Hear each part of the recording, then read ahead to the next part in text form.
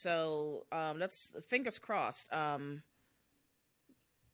Still learning all the features of Riverside FM, right? There's so much to go through and learn. And because they're new, they keep making a lot of updates and changes, which is great because that means that they're really intent on this being the go-to product. And they even have like weekly chats or whatever that they encourage you to come in and ask questions. And I may get on one next week. Yeah, because I have a couple of questions. And it's not like we've never reached out to tech support and been like, "Where's my file?" Right, exactly. Exactly. So you're right, and this is a good segue. Take us away, Alyssa. This is a good segue. Hey, so you weren't here for the beginning of this for the segue, but so we were just discussing some podcasting woes, and we are here today to talk about things that we've learned for this first chunk of time in the podcasting land. So yeah, it's just kind of a chit-chatty little podcast this week. Nothing crazy. Little retrospective on nothing crazy yet on our intro to being podcasters. Because this is this is a new podcast we just launched on National Book Lovers Day, which was August 9th, 2021. So it's been September, October, November. This is month 4. Almost month 4, right? It's not even December 9th yet. Yep. So we are a super brand new podcast. So, and there have been many lessons in this early stage. Yeah, and yes, and even for me, for someone who was not new to podcasting, still a lot of challenges and things that were, it's a lot to learn. It is a lot to learn. I was podcasting very early on. I'm talking like over 12 years ago. Things have changed, like all this fancy stuff that's out now. We didn't have this stuff then. Yeah. It was much more difficult to figure out how to podcast over a decade ago than it is now. It's kind of amazing now. Yeah. You know? I mean, I think it's super cool that I feel like you and I, let me just pat myself on the back a little bit. I feel like we're at some, I don't know, we're at the forefront of something cutting edge with this Riverside thing, which is the platform we use to record on. Because everybody we've had on so far has been like, "This is cool." Nobody else is even using it, so it's kind of neat to not be in, I guess, the typical stuff that people would have. I mean, what do people normally use? Zoom, I think a lot of people are using StreamYard? Zoom, and StreamYard, But which are all great. I don't have issues, but this is a neat little platform. Shout out to Riverside, your neat little platform. Riverside FM. You know what? They have an affiliate program now, so we're going to put our affiliate link in the show notes for this episode. And if you want to give it a try, use our link. We've been using it we not use it for the first couple episodes. I know that, but we've been using it for a little while now for the majority of our episodes, and it has been amazing. And wait, there was only one episode that we didn't use it, right? Because we used, I think, because we used Carmen's episode. We used stereo, and then we jumped into Riverside. We were like, "Fuck it, let's just give it a try." I love when you curse because it just opens the door for me. Well, I also know that Caleb's not around, right? Or upstairs in his room. How to tell when the grandchild's not home? Yeah, the F-bombs are flying. That's true. So, we used stereo. We used stereo for our passing reading project. Yes. And we used it for our very first interview for TBR Lowdown, which was episode 2 with Carmen of Tomes and Textiles. Yeah. And then we just rocked it with Riverside FM. Yeah. And I mean, I think it's really I think stereo is still really great. I think you could totally do a podcast with just something like stereo and a decent mic and that's it. And you could be fine. And if you wanted a visual thing, you use, your laptop camera, which we've been using for a while, and I've just upgraded a little. But she sure did. I did. I'm really excited about it. Oh my God. But it's just crazy how the barriers to entry are so low, which is just fantastic. Because when we were talking about all of this and before it launched, I think those were some of my fears. Was like, how are we going to actually logistically do this? Exactly. And like, how much shit do I need to do it? Because like, I got bills. Right. Ditto. Right. Exactly. It was like, we can't come out of the gate spending $1 bajillion trying to get this off the ground. Mm-hmm. So we've got to be, smart financially and really pick and choose where we spend $1. And so we chose to spend $1 on 1 year's worth of web hosting for our website, which we use Squarespace.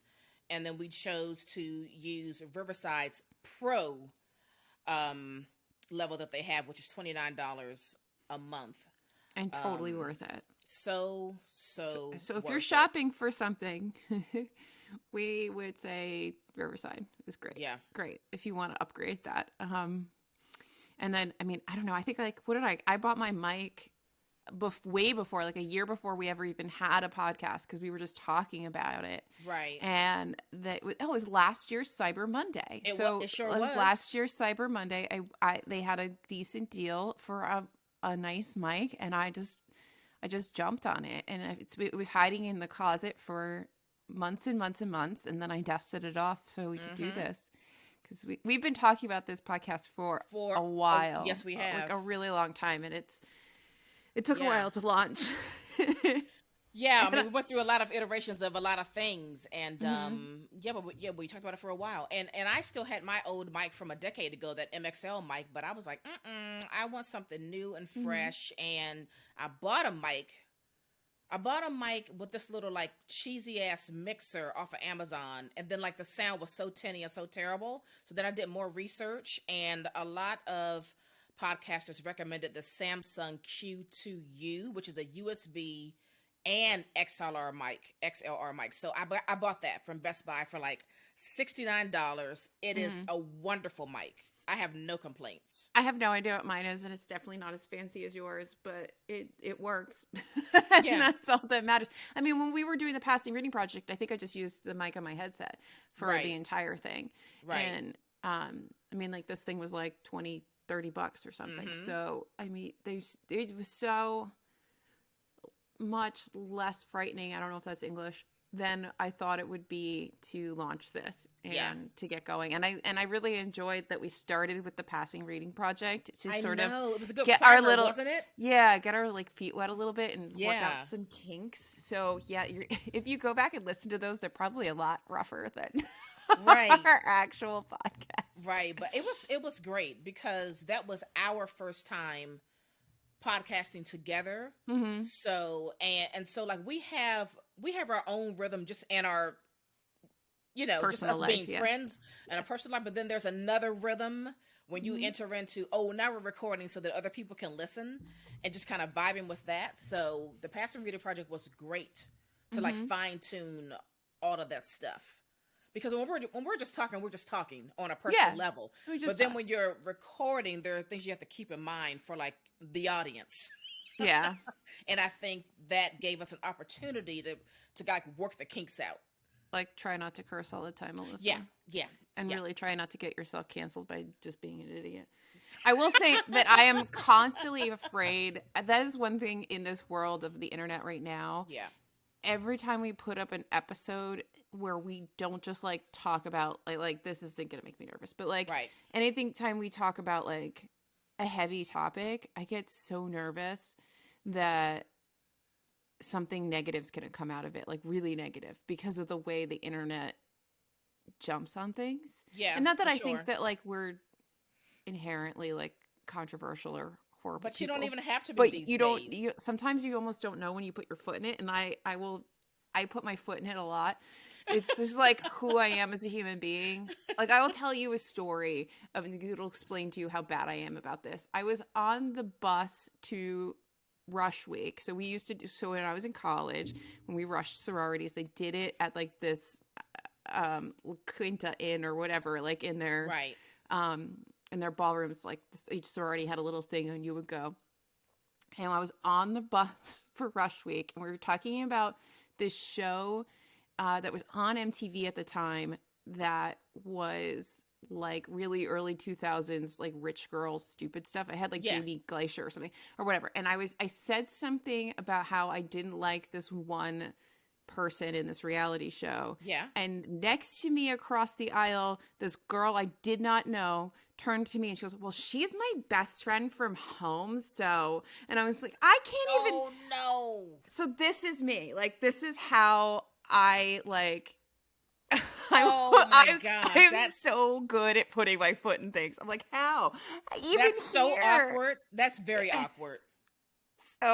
So you can imagine my fear right. every time we put up a controversial right. episode. She's saying controversial in air quotes. Air quotes. Yeah, for sure. For sure. But I also think that it's still important to be authentically us, who we are as people. And you know, but just, I guess with everybody who's doing anything in the public forum, you're rolling the dice. Yeah.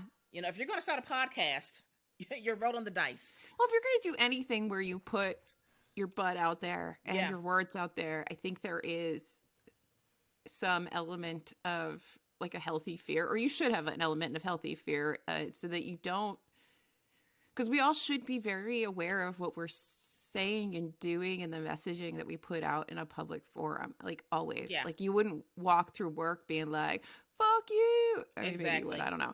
But like, why would you walk through? Yeah. Why would you walk through the internet space like that? Right. You know what I mean? Right. And there's definitely people who do, but on the flip side, that could be something that's holding somebody back from starting their podcast. And we're here to tell you don't. Just put those fears to the side, you know, embrace them, but also put them to the side and just go ahead and start, because you're not going to please everyone. No. And also your brand is not going to be for everyone. And that is perfectly okay. But you know how they say, if you've got a song in you, just sing it. If you got a podcast in you, you just record it. You don't want me to sing it. You know what I mean? If you've got a podcast in you, you start that thing. You start it. And I think it's been wonderful for like my reading education, just having this very focused section of my life where not just you and I share books, but since now we've been bringing on authors and other creators in the space. I mean, our episode with Akili, like, oh my God, I'm like, so I'm never going to stop reading because the things he has in there, and what an amazing human being. Like, it's like literally every time we talked about something, he was like, I got a book for that. Yes. He was really when I said he was a joy, I meant that he was a joy. Yeah. Really. He's a cool dude. He really is a cool dude. He's a cool dude. He's somebody that you want to get to know. I know. I'm like, I don't think you can have a bad day with him. I'd be hard pressed to find you having one with him for sure. And if you tried, he'd be like, mm-mm. Exactly. We're gonna dance it out. We're gonna Yep. That was a great episode. That was a good episode. That was episode 17, folks, entitled Be Radical, an interview with Akila Naziri of A Black Man Reading. So give that a listen. You will not regret it. So we've been fortunate. And that's another thing, right, that we've learned. Do not, again, because we're new, right? We're like just shy of 4 months being born. And we've already interviewed, 5 people? Let's see. Carmen, Shelby, Charles. Yep. Rachel. Yep. Akili. And recently. We didn't really interview Jess, but she was a guest. We collaborated with Jess Owens to talk about a book. Yeah, so I mean, we asked. The only thing we shot our shot is no. I think that's like the biggest lesson is realizing that we just have to remembering, I guess, if you don't freaking ask, you're 100% not going to get it, right? Yeah. So just freaking ask, because what's the worst thing that happens? They say no. Exactly. I don't want to talk to you. Yeah. And we actually, for Rachel Housel Hall, the author of These Toxic Things, we asked her to be interviewed. Oh, a long time last year, December before we had of a podcast. 2020, before we even had a podcast, and she said yes. And when it came back to us circling back around to that conversation to let her know that we now had a podcast and was she still interested, she said yes. So just ask. And that was a lovely, and I love that interview too. That interview was great. Every interview has been fortunate. Fantastic. We've been fortunate. And in so many different avenues. Like, I think like our discussion with Carmen was wonderful. Oh, yes, about it was. just what does it mean to be, because this space of like bookish social media is its own little weird, it is, microcosm of the world, and and you feel like when you're in it that this is all of this is normal and like everybody else is experiencing it, and then you remember that like, no, this is like one little pocket of a much bigger world. So we're getting all angry about, you know, like this inappropriate author or that problematic person, and then keep seeing the books everywhere. Most people are not here in this space. Exactly. Reading these things and learning these things or talking about this stuff. Exactly. And when you think about the amount of books and authors that we learn about or that we have a direct connection to, and all the publishing houses that we're aware of and most likely have a direct connection to, like, that is not your normal average everyday reader. We're in something different. We are doing something different. We're in our own little cave where I mean, that's what it is. Because we are. This is your our average own little reader bubble. doesn't know that, you know, one publishing house really has like 12 underneath it. Yeah. They don't know what arcs are. They don't know. This is like insider stuff that we've like stumbled upon by being in this community on Bookstagram or BookTube or whatever, you know, but this is not like your normal reader's experience. Yeah. It's crazy. It is a weird little world. And I talk about this. I don't know if the video's up yet on my channel, but like it'll be up at some point. But I know I talk about this at some point, that I feel like I've started shopping differently since we've gotten into this whole space. And I shop based a lot more on publishing house. Weirdly, because of these relationships that I've been building, I feel like there are just some places where I'm some books that I'm more likely to just roll the dice on with very little information because I know it comes from like Tor or Orbit, and I'm like, yes, I trust you. But then and interestingly, the really, really, really, really big ones, I don't have that same feeling with, because I don't know. Like, I think maybe because they're so big and everything's so broad, and I don't have such a like I feel like I have a very good relationship with Tor. Yeah. Like, all of the people that I talk to at Tor are wonderful, and like I'm not anybody special, but they are just so normal, I guess. They are normal people, and if you make a connection with people in publishing and they can genuinely see your love or interest in something, you can build these really beautiful connections. Exactly. And I feel like sometimes I miss that with the big ones because I feel like they're just so much broader, so I don't get that really focused interest. But then there's also some, like, I've started realizing, like, Titan books. I keep buying things from Titan books. And other things. Like, there's just weird stuff I've noticed since I've been in this little space for a while. And I don't know if you do the same kind of thing where you see Europa and you're like, I'm gonna buy that book. If it's Europa editions, I'm basically in. Like, you don't have to sell me. If I see that little flamingo or whatever I'm in. That little thing. I'm in. I'm done for. They've got me hook, line, and sinker. Period. If it's Catapult, if it's Counterpress, they've got me. They've got me. They publish what I really enjoy reading, and also the people are really nice. Their rips are really nice. Their rips are really sweet, and you know, they know that we're helping to push and market these books. They're aware of that, and they're appreciative, and I appreciate that. We are relatively free marketing, so they send us a book, and we market it. Exactly. And they don't have to do anything else. I don't know if Europa Editions has like an influencer program, but if they do, I need to get on that list. You really do. I love them. You read a lot more Europa. What's the other one that we like that does the Passenger, which I do need to read this year or soon? Yes. Why did I forget the name of it? I'm on their website all the time. The passenger at night, all blood is black. Hold on. Which we also need to read. Maybe that'll be no a TBR Lowdown. No, don't click it. Don't you click it, ma'am. Don't you click it. You saw it. Don't you Other click things it. I've learned is that when I type on my... She gets really mad at me. Mm-hmm. So, yes, let's talk about that. Podcast editing, right? So we Things that will piss off the person who... So we do video and audio, obviously, right? So Alyssa handles all of the video editing, and I handle the audio editing. Audio is a trip because you don't realize when you're actually recording that these mics pick up everything. Mm-hmm. Everything. So if she clicks on her keyboard, when I go and it's time for me to edit, I can hear all those clicks.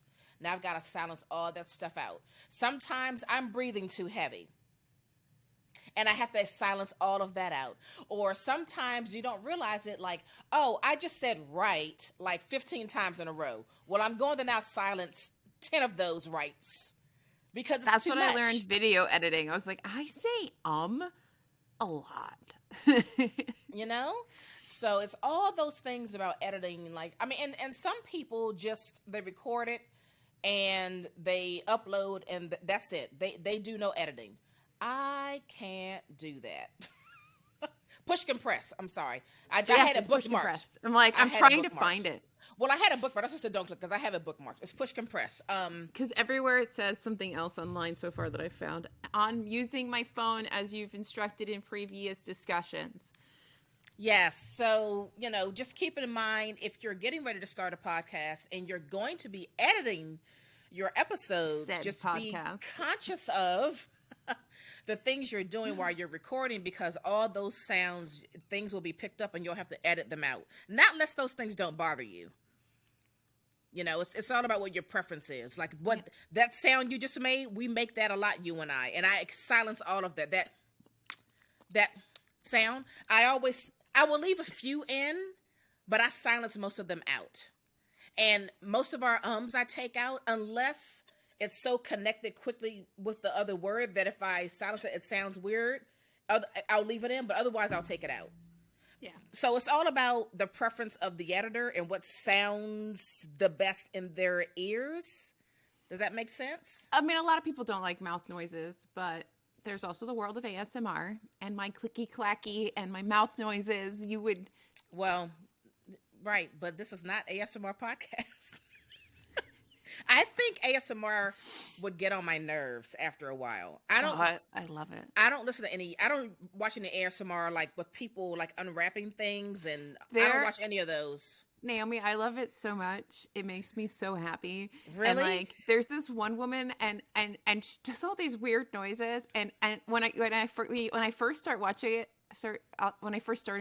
I was like, what the fuck is this stuff? And then I was like, oh, I kind of like this. What? So I'll put her on and she's doing all this weird shit. And I'm like, every time I start one when I can't sleep, I'm like, this is fucking weird. It's so fucking weird. And then before I know it, I'm passed out. Really? Yeah. I just like those. It makes me happy. What do you call them? You like the rooms with I call them sound rooms with the nice, pretty, visual with the nice, sound or whatever. Whether it's jazz or the sound of rain or a thunderstorm or a train. I enjoy that a lot. Whether I'm awake or like trying to go to sleep. I've got a whole playlist that's pretty serious for me. So wait till when you have true insomnia, you start delving into all kinds of things on the YouTubes to make you sleep. They have ones that are just dark, like there's a black screen. I have that one too. I found the good one. I have one that's like a pirate ship in rain, and it's just like a creaking ship in rainstorms, and it's the best. Yeah. It's absolutely the best. Like when all else fails, black screen, pirate ship creaking in the rain. Boom. They're great. I love them.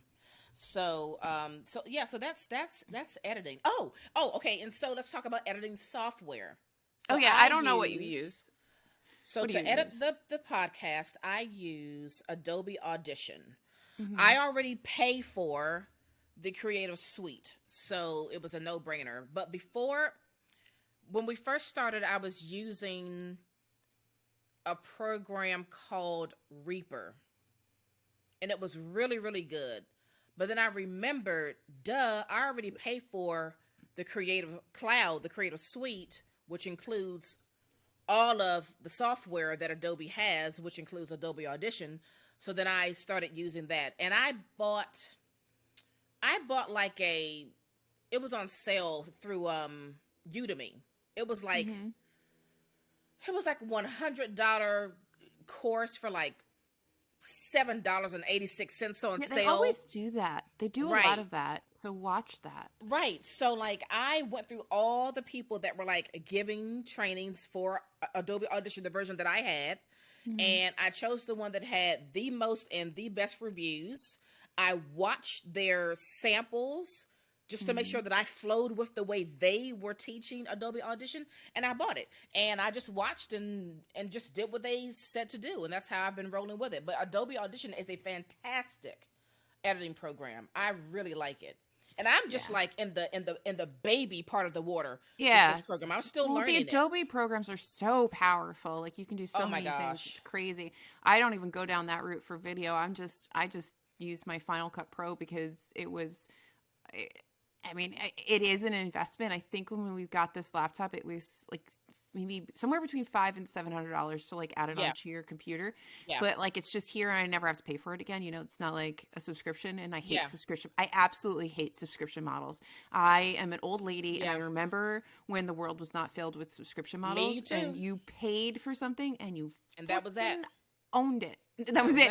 You don't own anything anymore. Remember what, like iTunes? Can you even just buy music through iTunes anymore? Or is it all like iMusic? I don't know. I don't use iTunes, and I use Tidal, so I don't know how that works. Do you use iTunes? You know, back in the day when you had your like iPod Mini, like back in the day, your pink iPod Mini. And but since we moved to streaming, I don't know how they work. When it came time for me to choose a service, I chose Tidal, who I really like. I use Spotify, but like I I pay for my streaming and all of that, but like I really do not like a subscription model. It pisses me off. Because I know why you do it as a business. As a business, if you and I were going to do a subscription model for the podcast, I would be like, yes, let's do it. Which we can do now in Apple Podcasts. That we could do that. They have that. They do. There yet. They have that now. So I'm just letting you know they have that. But with video, either you're in the Premiere camp or you're in the Final Cut Pro camp.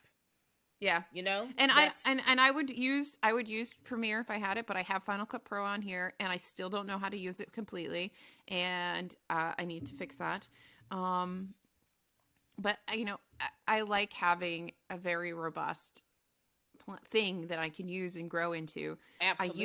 I used iMovie for a long time, and what I'm wondering is,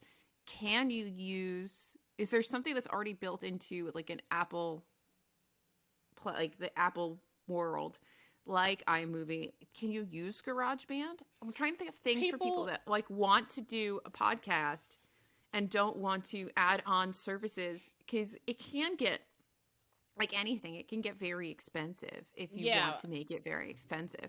There are plenty of blog posts and YouTube videos on how to use GarageBand to edit a podcast episode. So yes, you can. Yes, you can. Okay. Now, again, I'm already paying for Adobe anyway, so it wasn't anything for me to just start using Adobe Audition. But I do see, like, it's such a drastic difference from GarageBand and Audition. I would gather that if you did start out with GarageBand, you would quickly find that you want to elevate to something a little bit more focused and featured for audio editing, because GarageBand it feels very basic level. And also, like, when you look at these like more professional programs and then you look at GarageBand, it just looks so different. I know that GarageBand theoretically is simpler, but there's something about it that makes, I don't know, maybe because it is so simple it looks difficult, or maybe it's because it looks so different than what I'm used to, because I've been in the Adobe world for a long time. So whenever I see Adobe things, it feels familiar to me.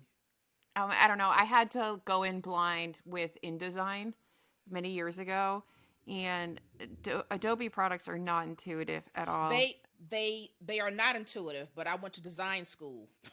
I'm used to that. Have you heard of I Quark dissected Express? animals. I did not go to design school. I am a So biologist by nature. have you heard of Quark Express? Mm-mm. So before there was InDesign, there was this product that was industry standard called Quark Express. Mm-hmm. One of the most difficult layout programs ever, but it was industry standard. Mm-hmm. And I was in art school at the time and we were using that. All of our labs, they were loaded with all the Adobe stuff and then Quark Express for layout. Mm-hmm. And then Adobe came out with InDesign. Mm-hmm. And it was like the gates of heaven opened up, right? And then InDesign quickly became the industry standard. Yeah. But because we were already in that ecosystem of using Photoshop and Illustrator, InDesign all Adobe stuff looks the same. So yeah, you had to learn how to use it, but at the same time, the foundation you already knew because you were already in the Adobe. I didn't have any like real Adobe experience, and I sort of like stumbled into this because essentially I think the company I was working for didn't want to continue to pay the designers who designed their marketing materials. So they were like, we'll just buy InDesign and make a list and do it. And I was like, okay. Yeah. And this was, I mean, I'm sure there was stuff on YouTube, but like, I mean, the world like 12 years ago was a very different world. Right. So, I mean, if you threw me into this now, I could spend a few hours on like Skillshare or or YouTube and I could figure it out or get a Udemy course or whatever. Right. And now, but back then it was just like, well, I'm going to keep clicking on things and until I figure out how this works. Yeah. So I mean, there were many late nights in the office where I was just like, I just want to put a line in this document. Exactly. It's a great. Do I get a line in this document? It's a great program, but so then you talk about how you have subscription programs. I mean, it pissed me off too. I was like, this is going to cost me a lot of money, a lot more than I spent back in the day, right?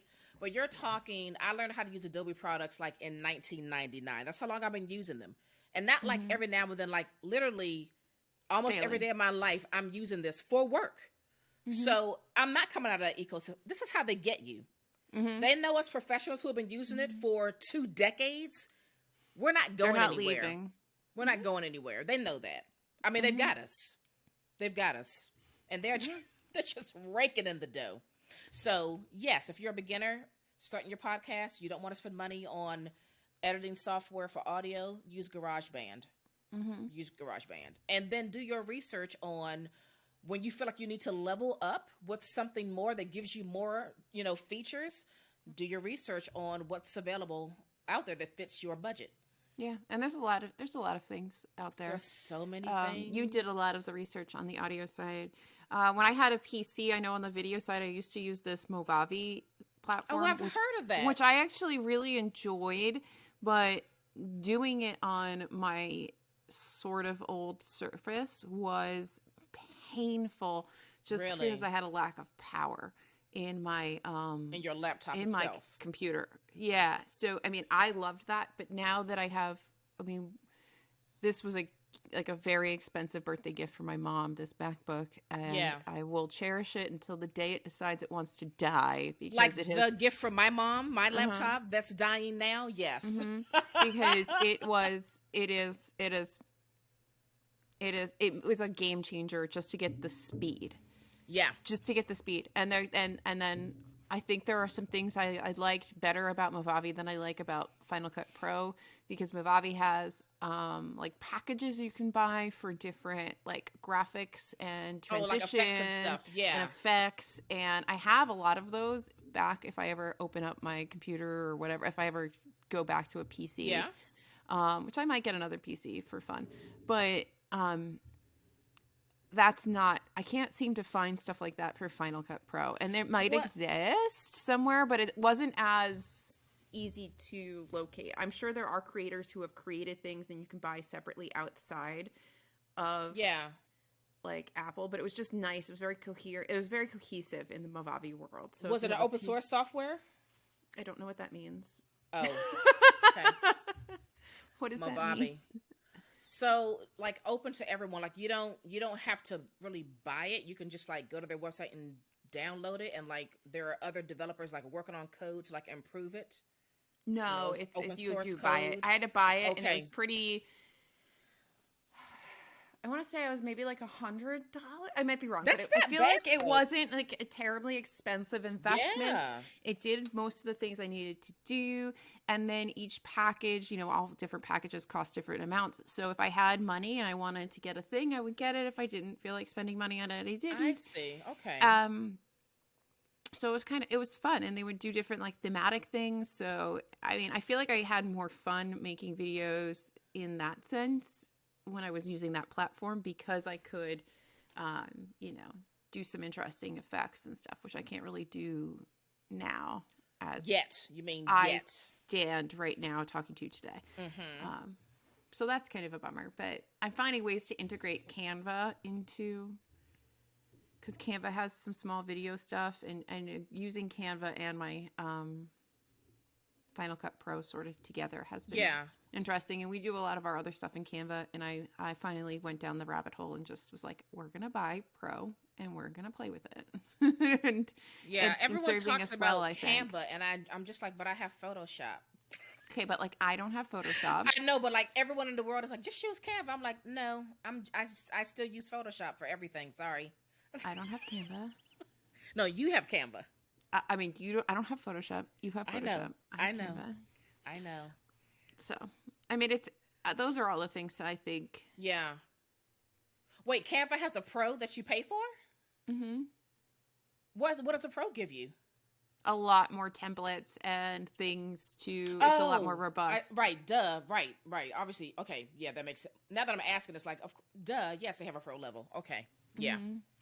Yeah. I mean, that's how I made the materials for the 75 Hard Challenge, the reading challenge. That's how I made the tracker for that.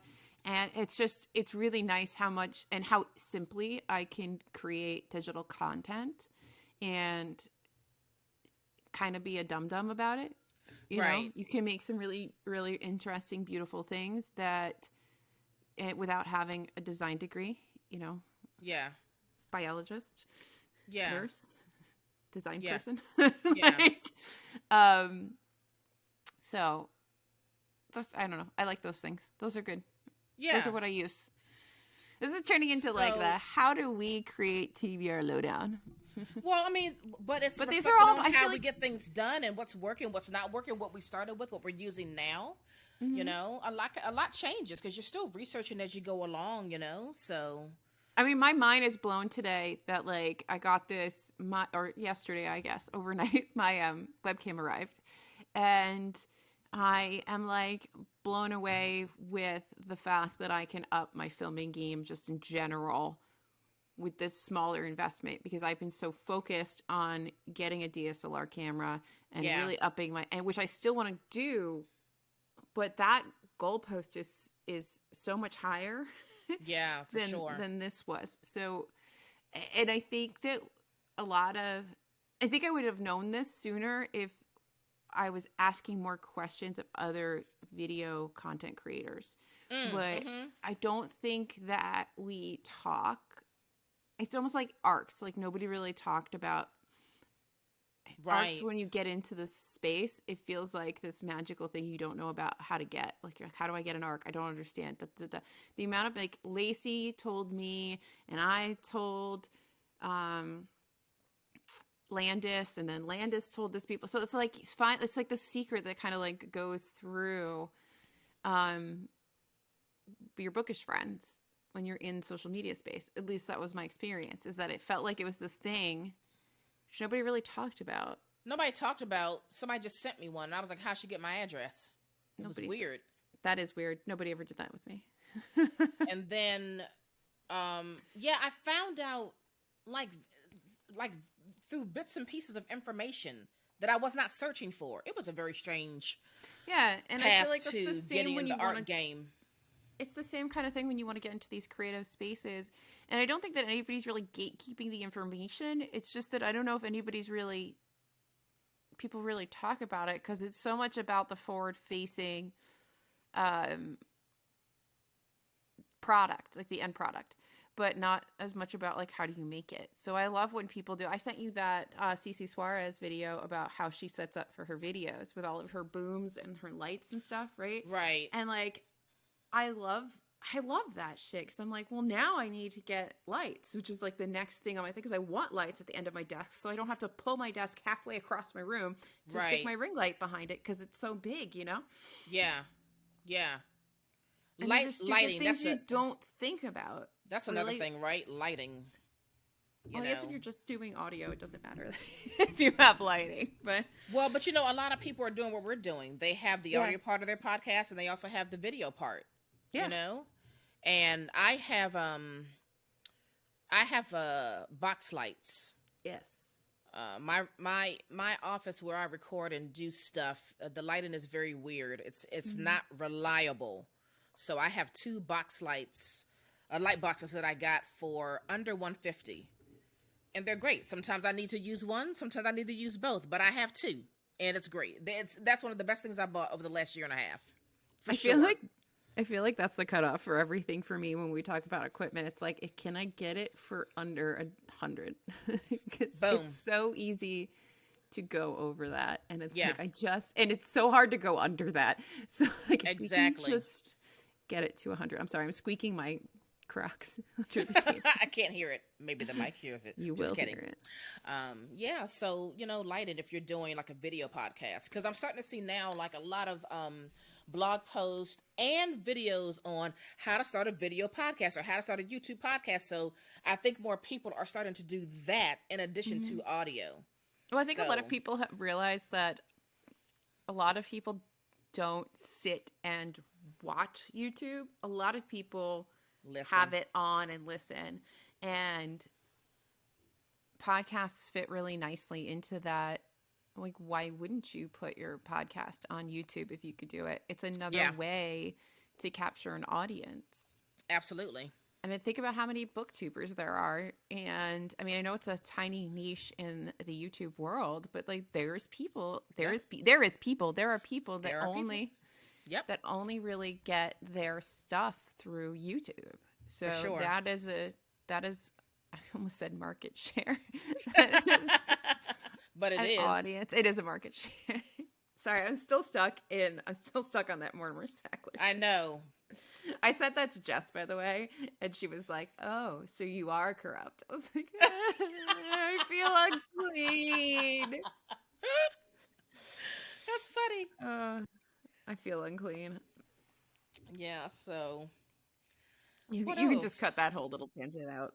No, I'm leaving that in. I'm leaving this in because check it out. That'll be episode 18 where we talk about our November book club pick, which was Empire of Pain, and Jess from Set by Jess on Instagram joins us. She also has a YouTube. She does the book community videos. She has the book community read nonfiction book club. So that'll be episode 18. Yes, and we love Jess. We do. She's adorable. We love her. She's wonderful, and we love her dog. We do love her dog. Yeah. So she's just a good peoples. That's the other thing that I've loved about this is just how many good peoples there are in this world. I know. Because you forget the world is filled with so many douchebags, and then I know. And then you go and you get to meet these people, and and they're just lovely. Like, absolutely, they really are. Most people are lovely. They really are. I still think about our interview with Charles, and oh my God, Charles is like the nicest, wonderful sweetest human, and that book is so good. Every variable of us. Good. It's really good. You guys need to pre-order that. It comes out March 1st, 2022. Yeah. It's really good. But he's a great person.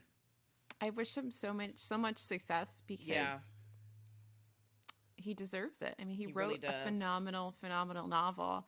And he's right. It's hard to get a queer POC book into the world through traditional publishing and have it be embraced.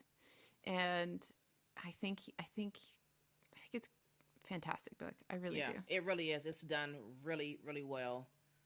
And this is coming from someone who was not like a total YA lover. She's not a YA person. That it was so good. I read it all on my Kindle. I know. If you know me, Book Lady reads. I don't really f with a Kindle. Okay, which is why but I you read should that join whole my book on a 75 Kindle. hard challenge. Join my challenge. I do need to join your challenge because I'm failing at everything right now. Mm-hmm. I need to join it. I also need my camera to focus. I am a blur. You gotta learn your new camera. I know. The thing is, there's no like. I'm used to it like a real camera where I can play with. Right. And there's nothing to play with. It just right. It's just doing it on its own. And I keep going to like try to like adjust it. And There's you can't. nothing to adjust. And you can't. It just exists. And don't worry, folks. All these pieces of equipment and software, we'll link it all in the show notes so that you can check things out for yourself and get some ideas. Just in case there's anyone out there who is, wondering, how to start, where to start, wondering what we're using.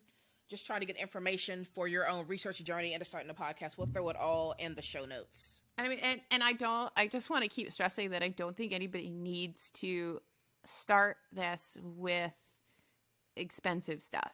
Because I feel like the barrier to entry should be, do you have an idea and do you have the passion to execute on it? And then the next barrier shouldn't be like, now you need $500. Like, in all honesty, to me, the only thing that you need to start with is a damn good microphone and a solid pair of headphones. That is it. That is it. If you're going to spend money anywhere, spend it on your mic.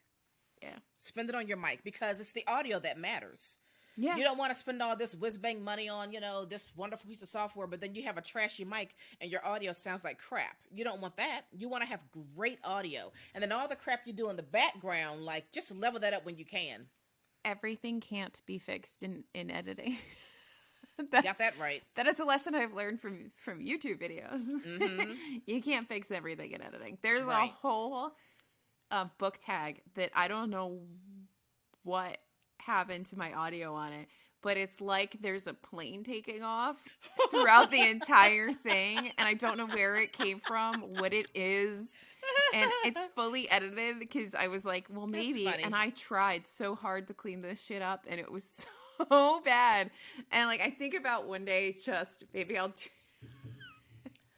maybe in like a reaction video to like old videos I've made, react to that fucking terrible Yes, you should video. Do that.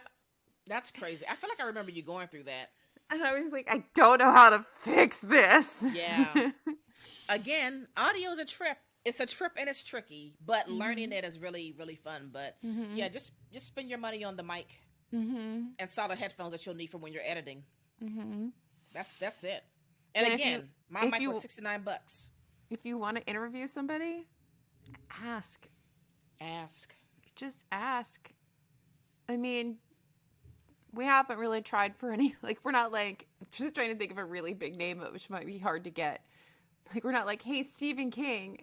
God, that would be horrible if I had to interview Stephen King. Right. Stephen King, come on our podcast. Exactly. But, there's few of those people. Most people are happy to talk about the things that they're passionate about. Yeah. I think most people, most authors, understand the importance of going on podcasts, and I think they're more open to it than maybe they would have been, 15 years ago.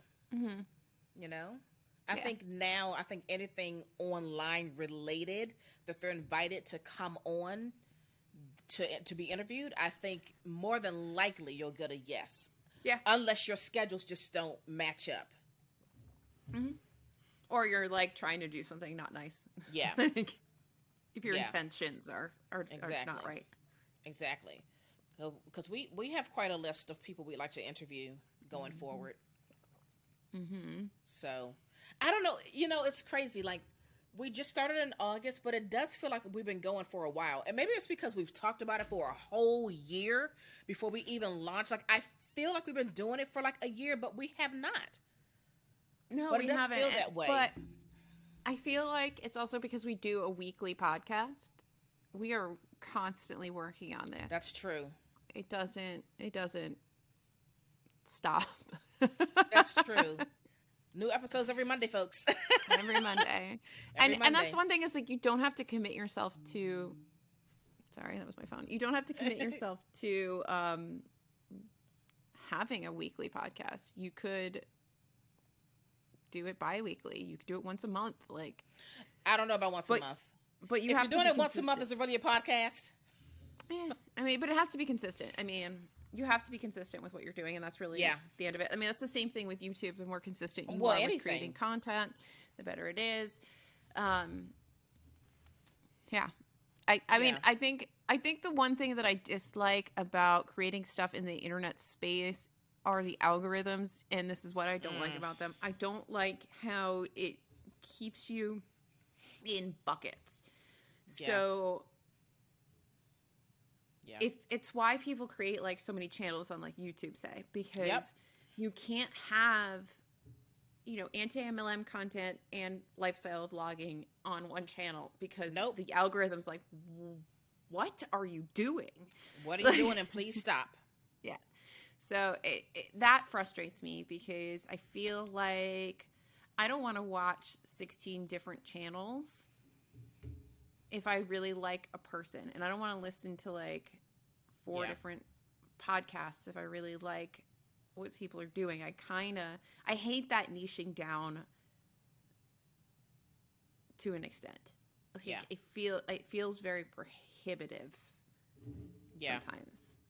Like, if you and I suddenly want, like, this will probably be an interesting episode because it's bookish, but it's not. Right.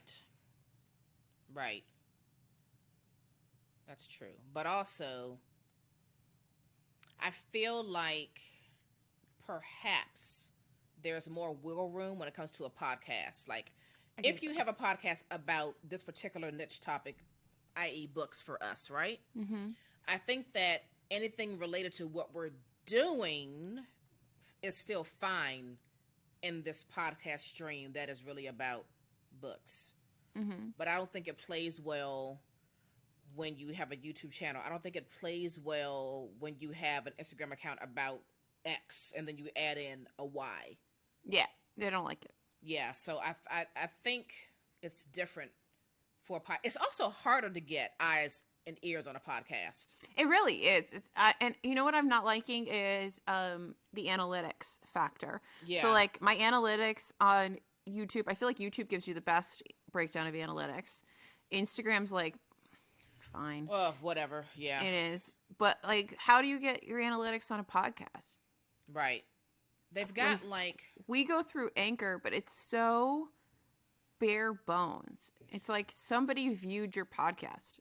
Great. Yeah. But I kind of get it, because it's not like YouTube is YouTube and Instagram is Instagram. Mm-hmm. Podcasts go to so many different feeds. There's a couple of things. Like there's something called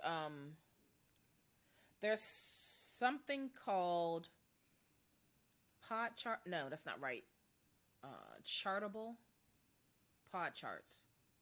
Chartable. I want to type, but you won't let me. Nope, you can't type. You can type on your phone. I think it's called Chartable, and it's podcast analytics. Chartable. That feels right. But I think those are almost all pay for things, right? I'm not sure. Well, I did a little brief dive into trying to figure out a better way to get analytics, because I don't like that I can't see our analytics.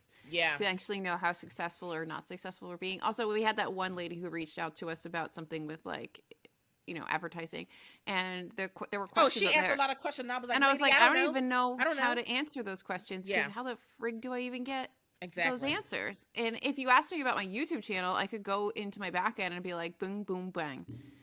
They're shitty because my channel's small, but I can answer it. Right. I can't answer it on the podcast. Right. Yeah. That's the tricky part. It's weird because podcasting is not new, but then there are things like analytics where like that part still hasn't been figured out, which is so strange. It's not like podcasting just started last month. Like podcasting is old. It is old. It's old. But there are these things that are very typical and standard in other realms of social media, but then they're not existent in the podcasting world. And it just doesn't make any sense. Yeah, it's really weird. It makes no sense. Yeah, because I used to listen to. I used to listen to, back when I could still knit because my arm wasn't jacked up. I used to listen to knitting podcasts way back in the day, and I used to listen to like bookish podcasts. There was one called Chop the Bard, which I believe is still around, maybe, and he breaks down different Shakespearean plays, and he'll like sort of in an abridged way act them out. And then there was another podcast which I hope still exists, and I would have to try to find it. But they would do something similar with books in the public domain with like LibriVox. Yes. It was like LibriVox, but that's not what it was called. I can't remember what it's called. If I can think of it, I'll have Naomi put it in the show notes for us. But this is not new. This is like, and those were great. Like, and now it's like slick and stylish. You know, now you've got things like like news agencies going into it, like the Dr. Murder or whatever, Murder Doctor or whatever that one was. That one's great, by the way. And Dr. Death, that's what it was called. Dr. Death. And then there's one on Theranos, and you know how I feel about Elizabeth Holmes. I have a weird obsession with that kooky lady. But you know, they got to get their shit together. How do those? I mean, they must have other ways that they have analytics. I don't know. I think maybe that's why they go to a subscription model on iTunes. Maybe because then it's in one spot. Maybe, but I just don't know. But you know, you and I think we could benefit from going to some of those annual like podcast conferences that are held just for podcasters. You and I should really just for us to attend see those. each other. And that too. Find the bookstore in town. Yes. Record a live podcast. Log it. You know, all that good stuff. You know, but I think that like with any industry that you're in, you go to the industry conferences to get all of the information and to meet other, you know, fellow podcasters. So I think that you and I could benefit from that greatly. So maybe, I mean, I don't know where we are with this effing virus, but like whenever we're in the clear to like go to a conference, we should definitely do that. I mean, if you ask like MLMs, they're still doing freaking conferences and people are dying from it. Yeah. Let's not even get into that. Yeah, because what's that big conference? Let me see. There's one, what is it called? And we should definitely, I think they were in person this year, I feel like. I mean, I am vaccinated and boosted. I will go with an N95 on. I am vaccinated. I need to get boosted. I don't remember the name of that conference, but it's a big one. If you're a podcaster on any level, you probably know about it, and I just can't remember the name. That's my bad, but yeah, things like that. When we have all these really intricate questions about how do you get this about your podcast, or how do you do this for your podcast? Yeah. When you're in the room with people that have been doing it forever, you get those answers. Yeah, and we need business cards if we're going to do that. Right. Podcast movement. That's like the big one. All right, so we have to look into that. Yeah, podcastmovement.com. So, yep, they had it this year in Nashville. Oh, I love Nashville. Aww. Ooh, yeah. So, how is Domino's out of salads? Jesus just texted me before and asked me if I wanted anything from Domino's, and I was like, I want pizza, and I was like, no, I'm gonna be good. I'm gonna order a salad. But from Domino's, though? I mean, it's fine. It's just like what lettuce. Do they make with it? Romaine lettuce? Boring. I know, it's a boring-ass salad, but... You're not going to enjoy that. Fine. Chicken taco pizza it is. I'm just trying to spare you from having a boring-ass salad. You're about to be on a podcast. The world's largest podcast conference. Hi, Jesus. She says hi. You can't hear her because she's in my headphones. They only offered bread twists to replace the salad. So I'm getting bread? I am going to order pizza. It's not my fucking fault they don't have salad. Oh, so you ordered it and then they said there was no... Yes, I ordered it, I Okay. placed the order, and they just called me saying Oh, they okay. don't I didn't have understand. salad. I thought you were still in the act of So, ordering. in order to replace the salad, they're giving me something of similar value, which is basically bread. That's fine. I'll eat the cheesy bread. Don't worry about it. Don't order a set for you. So I can order pizza. Did you order pizza? I did order pizza, but it's Hawaiian pizza. Ew, I don't want... Hawaiian pizza? What the fuck is wrong with you? Ooh, this looks I love you dearly, so but amazing. disgusting. All right, did you get cheesy bread at least? I did get cheesy bread, that's in, and I got Parmesan twist, whatever. Okay, I'll just eat cheesy bread. It's fine. You're sure? Yeah, because it's like 4,000 calories, so I think I can just eat cheesy bread and I'll be fine. Basically. I found like a whole large pizza. Babe, you down enough food for a small village, and you still don't gain any weight. Why can't I be that person? I'm actually losing it, is what he said. Did you hear that? Did you hear that? Did you hear that? I'm actually losing it. I dismissed I need that to part. switch to the Wellbutrin because this Lexapro is making me chunky. Anyway, so there's a tangent for you. Well, so I looked Anyway, at back to the podcast. They did get together. Podcast Movement. They did get together in person this year in Nashville in August. The world's largest podcast conference, Podcast Movement. They started in 2014, and I've always wanted to go. Okay, Podcast Movement 2022. Evolutions. Oh, you'll like this. It's in LA. Boom. We're there. And then there's one in Dallas. We're there. We're In going to LA. August. I'm going home. Going home. I'm going home. I don't know if I can go. No! Don't say that. It's March 23rd through 26th, and I think I'm trying to do a certification that day. Damn it. I'll have to double check. Damn it. But we'll figure it out. There's also one in August in Dallas, which Dallas isn't bad. I mean, Where are you seeing this? under their events tab. Oh, hold up. Am I there? I don't know where you are. Oh, it's funny. So I get on the page, and on their blog, what does it say? How It's to there. expand podcasting scope, YouTube style. Oh, I'm getting there. Very interesting.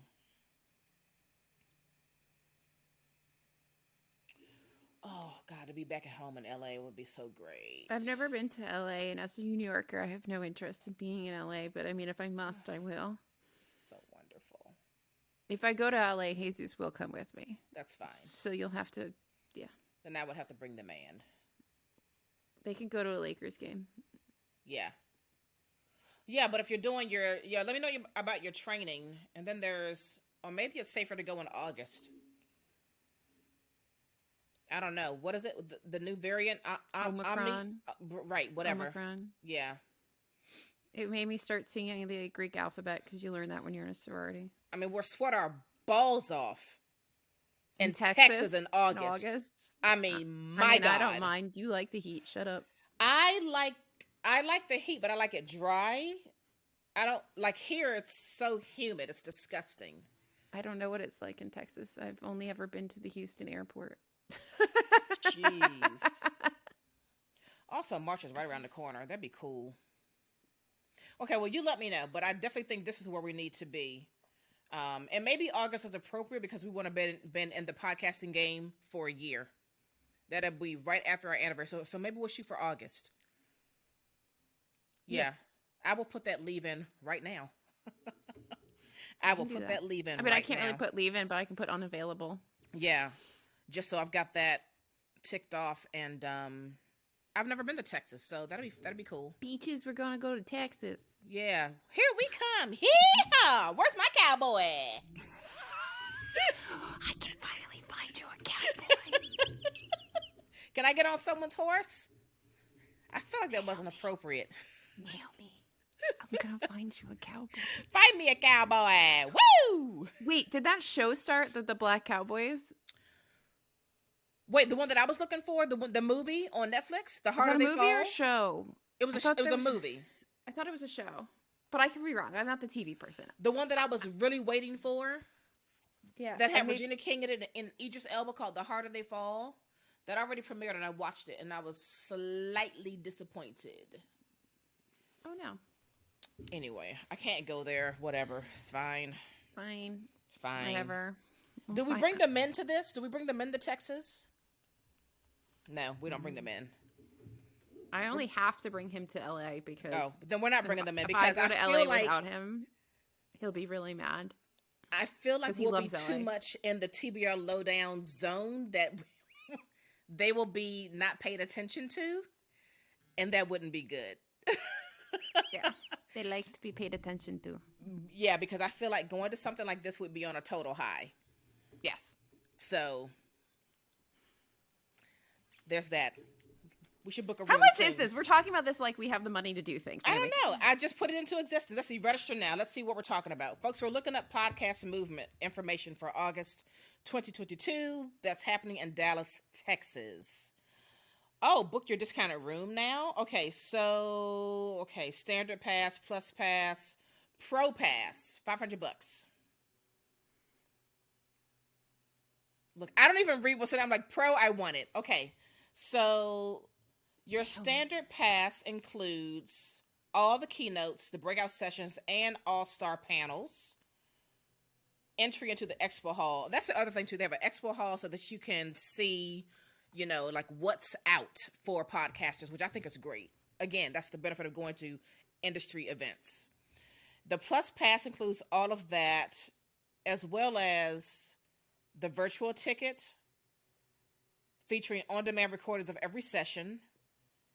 And then the pro pass has all of that, in addition to access to the pro networking lounge with drinks and morning and afternoon snacks all 3 days, and a speedy badge pickup, and then the commemorative PM22 t-shirt.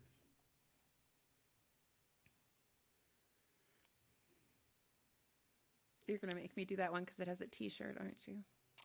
Well, I was like, what networking lounge? Hello? Hello. I'm so glad that you're extroverted because if it was up to me, I would just be like, please don't look at me. I am an introverted extrovert. I'm extroverted when I need to be. Other than that, I'm in my shell of personal comfort. I need to... You are a straight up introvert, I believe. If I could never leave my house and interact with another human being physically again, you're like, that's what I choose. That's the dream. I want that's what I choose. In the woods with my dogs. That's what I want. Maybe Jesus. I like to mingle with people when I plan to mingle with people. I'm not good at, like, if someone just popped up at my house right now, I would be like, what? I would not answer the door. Oh no. I wouldn't just not answer the door. I would legitimately hide. You know, like, I would not because answer I've my been door. doing that. I don't know why, but we were like trained from childhood that if someone knocks on the door, you hide. That's I would hilarious. hide. Well, for me, it's just that if I see somebody coming to my door and you're not an Amazon man with a package, I go upstairs and hide in my bedroom. Is it because you're afraid, like, you may be the killer? Is that why? I don't know. We don't have time on this podcast to break down my psychoses. I know. But for me, it's just that this is how I operate. I just have to be in the mood to deal with people. When I'm not in the mood, I don't want to. Like this, we're planning to do. I can be in the mood because we're planning to do it. Does that make sense? Like, yeah. I mean, I will have a lot of anxiety up until, and then in it, I will be fine. And then after, I will need a lot of sleep because I will also need a lot of sleep too. Because again, I'm an introverted extrovert. It takes a lot for me to get myself going. Mm-hmm. And then, like, when it's over, I'm done. Like, I'm in the bed done. Yeah. Because I've just exerted so much of my everything to make that happen. Where did this episode go, by the way? I don't know. Where the fuck are we at this point? So we'll look at this later, but let's get back on track. Let's wrap it up in about 10 minutes. All right.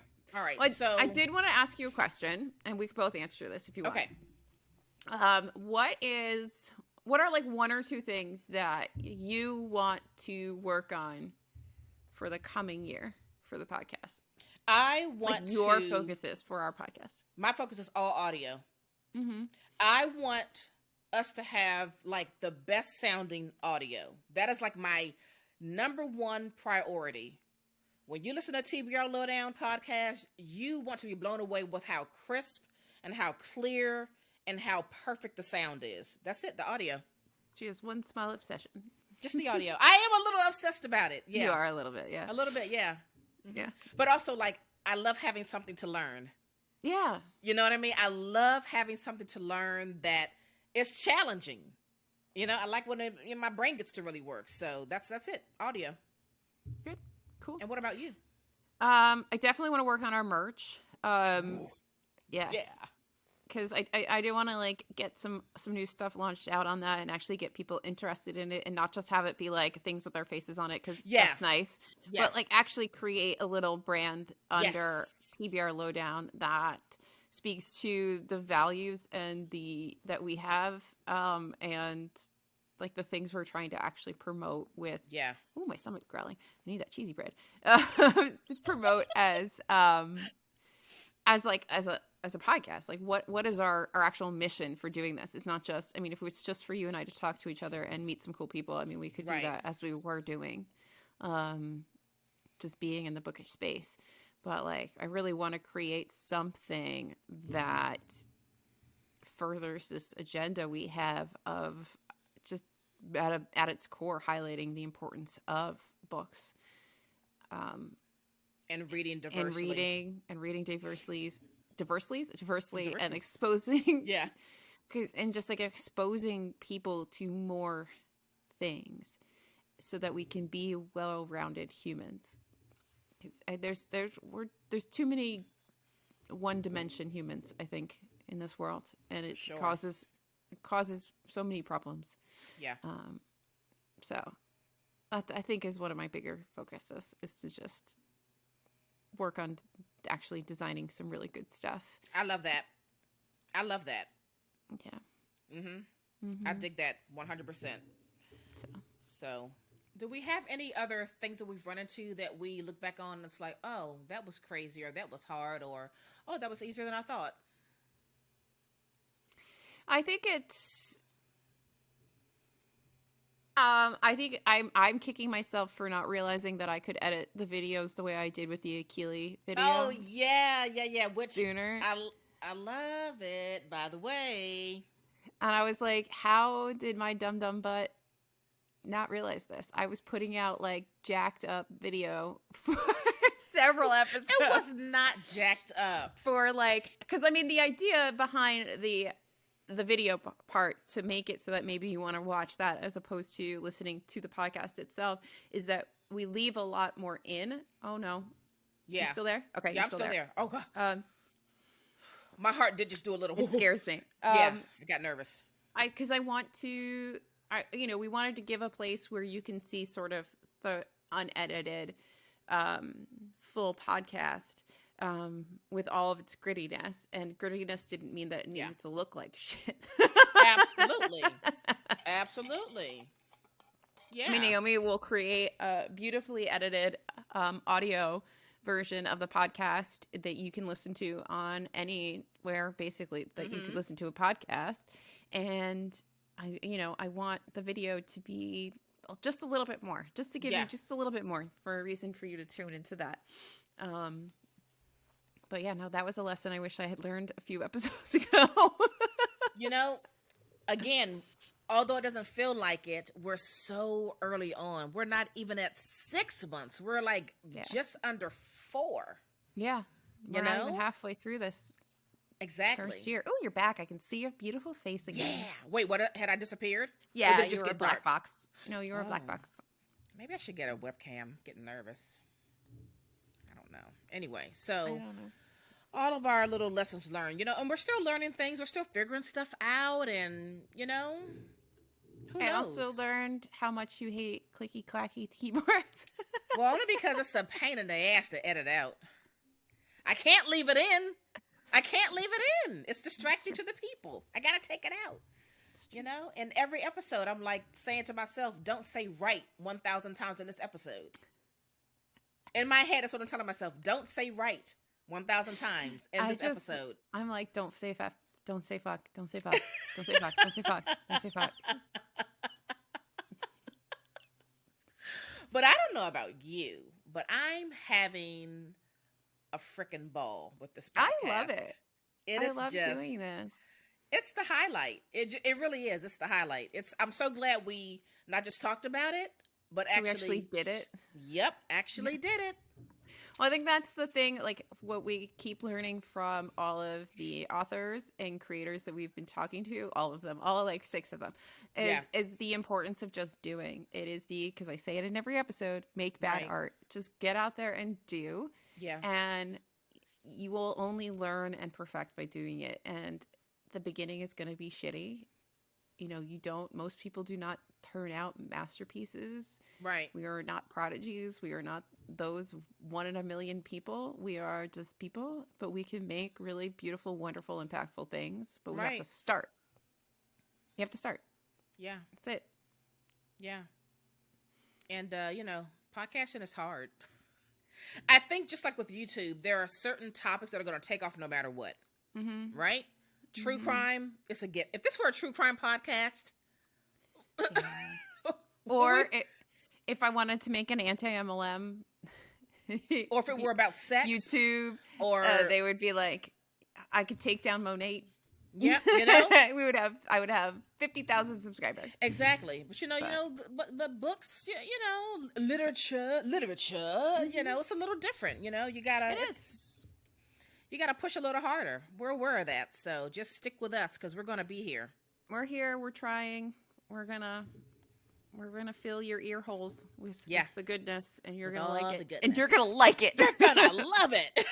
But I think that's one of the things that I really have enjoyed is when people do share on Instagram and they're like, I'm listening to these ladies and I love it. I'm like, people care. Yeah. It's like a lot of times you feel like you're talking into the void. A void. Yeah. And so it's like the same when someone actually comments on your YouTube channel or on your video or on your posts on Instagram and they're like, this is so pretty or whatever it is. And you're like, yay! Thank you. Yeah, you like it. Attention. Yeah, because we put time and effort and heart and soul and blood and tears, and you don't see when we lose episodes. You don't see when shit's not like the amount of things that went wrong with Achilles. The amount of things and the recording and the editing for video and the audio, like it was a trip. We worked to get that episode out. And there was a moment with the video I didn't think it was gonna come. I really didn't and I was so glad it recovered itself. Yeah. I mean, stuff happens. I think we were talking about this when we were interviewing Rachel. Like, it's all technology, right? And it works until it doesn't. Mm-hmm. And that's just what it is. And then we all kind of don't know what we're doing, and it's been like that for a really long time. I remember years ago. I haven't worked in an office in years, but like when I remember the power going out, and everyone's like, "Well, now what? Now what do I do?" It's 2007, and like even in 2007, we had no idea what to do with our lives without the power. Yep. Because at that point, even your telephone lines were on internet, so like I couldn't even call anybody. Exactly. That was it. You're done. You were like, all right, I'm going to read a book. That's it. There's nothing you can do until the power comes back. That's it. I'll go do some filing. Like, right. You can't do anything. I guess I'll refill that coffee before it goes cold. And so, like, at some points, you just kind of have to, just leave it to the technology gods and let go. Because that's all you really can do. Let go and let technology. That's it. That's nothing you can do. Yeah, so know that too if you're planning on getting into this game. Just it's all technology. Files are going to get lost. Technology has a bad day as well. Things are going to get corrupted. Mm-hmm. Your computer's going to decide to just randomly delete files. Right. I mean, look, we've had a good handful of scary moments. We recorded an episode one time. Her file showed up. Mine didn't. You know what I mean? We interviewed Rachel and she had issues with her hotel Wi-Fi. So she cut out for a while. And then that initial file took a long time to finish process. Like things happen. The NSA turned off Achilles' power. You know? No, sorry, NSA man. We're not blaming you. We're just saying. Sorry. We're just saying. So we just roll with the punches, right? That's it. We just roll with the punches. And don't, for whatever you do, order freaking Hawaiian pizza. Well, I thought that was a given, but clearly, for Jesus, it's not. I thought everyone knew the rule. We don't order Hawaiian pizza. I thought we established this in the 80s. Why is this coming back around? It's 2021. Pineapples don't go on pizza. The only fruit on a pizza is either I had pineapples this morning with cantaloupe. or a tomato. Not with tomato sauce and dough. Just pineapples and cantaloupe. That was breakfast. And that was delightful. You know why it was delightful? Because it wasn't on pizza.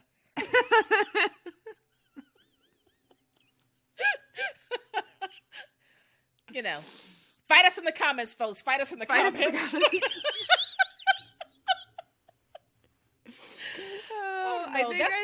should wrap this up. Yeah, that's all I have. That might be the most controversial thing we've said. Right. Sorry, we're sticking with it. Fight us in the comments. You know, fight us in the comments. Next merch. No pineapple on pizza. Yeah. If this is your first time tuning in to TBR Lowdown podcast, we encourage you to go back to the very first episode and just give us a listen. Just catch up. We've had great conversations. We've interviewed some great people, and there is so much more to come for 2022. So stick with us. Tell a friend. Subscribe. Leave a review. All that good stuff. We welcome all of you. Yes. Come to us. Come to us. Come to us. Is that it? Are we out of here? I think that's it. Are we we're out of finished? here. I think Yay! we're done. Yay!